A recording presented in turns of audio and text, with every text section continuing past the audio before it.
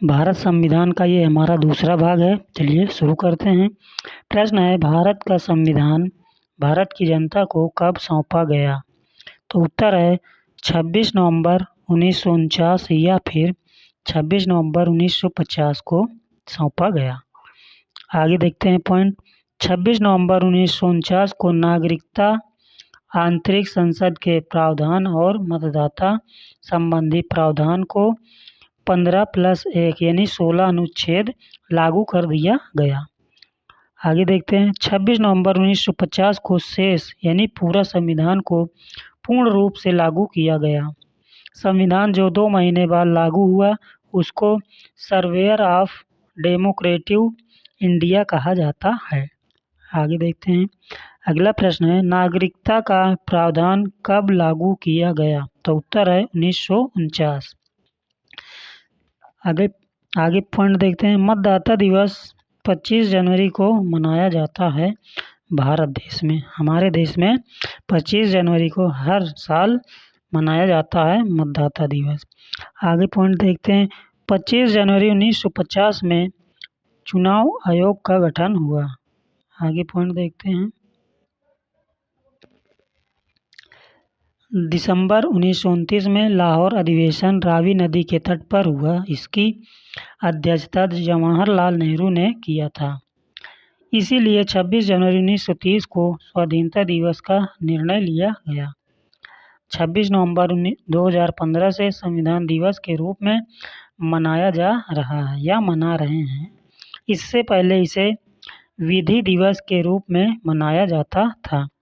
प्रस्तावना, हम प्रस्तावना में पढ़ेंगे विशेषता, न्याय, स्वतंत्रता, समता या समानता, स्रोत, बंधुता। विशेषता में देखो हम क्या क्या पढ़ेंगे। संपूर्ण प्रभुत्व संपन्न, समाजवादी, पंथनिरपेक्ष, लोकतंत्र, गणराज्य, इन सब के अर्थ के बारे में समझेंगे। न्याय में सामाजिक, आर्थिक और राजनैतिक। स्वतंत्रता में विचार, अभिव्यक्ति, विश्वास, धर्म और उपासना या पूजा के बारे में। समता या समानता का में हम पढ़ेंगे प्रतिष्ठा, अवसर। और स्रोत में हम भारत के लोग। और बंधुता में भाईचारा। चलिए देखते हैं अगला हम।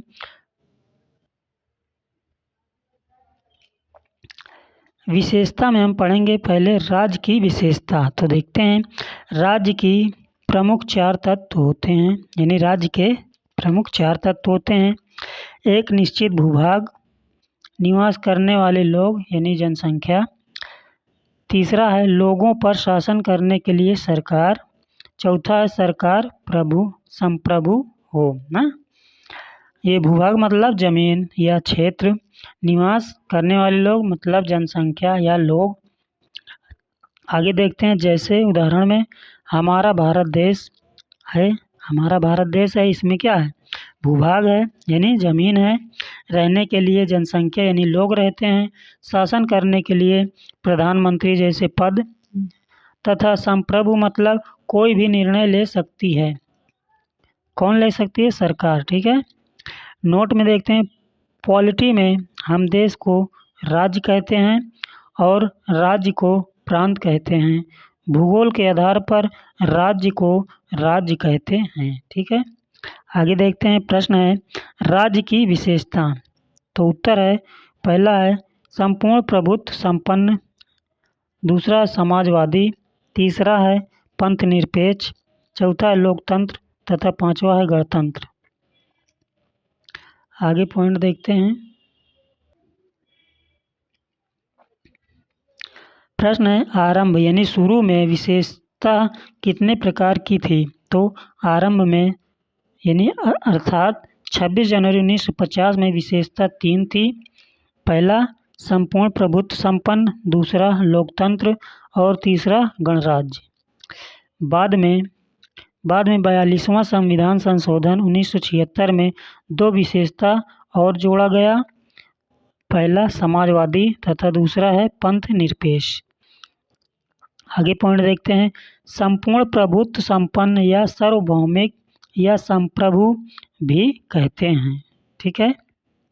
आगे देखते हैं इसका अर्थ है अपने मामले यानी देश के अंदर में कोई भी निर्णय लेने के लिए पूर्ण रूप से स्वतंत्र, जिस पर किसी भी आंतरिक या बाह्य शक्ति का कोई प्रभाव नहीं हो। अपवाद देखते हैं न्यायालय के मामले में, यूएनओ के मामले में। नोट: किसी भी राज्य की सबसे महत्वपूर्ण विशेषता संप्रभुता है। आगे देखते हैं समाजवादी का अर्थ समझते हैं। समाजवादी वे राज्य होंगे जो अपने यहाँ निवास कर रहे लोगों के न्यूनतम आवश्यकता की पूर्ति करें, उद्योगों पर नियंत्रण राज्य का हो तथा आर्थिक समानता का प्रदान या प्रयत्न करें। समाजवाद में किसी के पास विशेषाधिकार नहीं है, सब एक समान हैं। भारत में लोकतांत्रिक समाजवाद है, इसे गांधी मार्क्स का समाजवाद कहते हैं। यहाँ पर गांधी मार्क्स दो लोग हैं, महात्मा गांधी भारत में और कार्ल मार्क्स यूनान फिलोसफर हैं।